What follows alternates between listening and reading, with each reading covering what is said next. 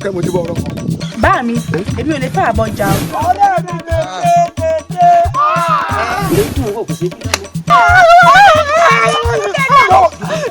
Mo ti mọ tí ń bí ọ̀nà. Ti lórí ọ̀rọ̀ Àjọkẹ́ náà. Òògùn tí yà rẹ̀ fọ́ ọ̀hún. Ó lọ sọ́lẹ̀, wọ́n fẹsẹ̀ kó rẹ̀. Bàbá kan bẹ́ẹ̀ wọ́n ń pè ní Arífájogún. Sọ fún mi pé gbogbo tára bá ń sọká, sọ fún mi pé rọ ni. Kí kan kó sódò, kí n sì mú mi yó.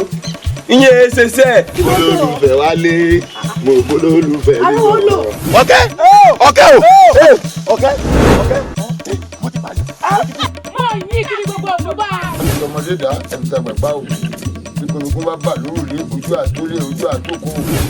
Bàbá Àjọkẹ́ tẹ̀ ń ṣe yípa yóò ní ká.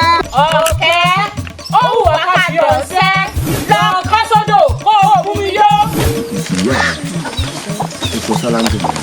Kì í ṣe pé ọ̀sà gan-an àmọ́ kàn wọ́n sí ọ bí àmódi.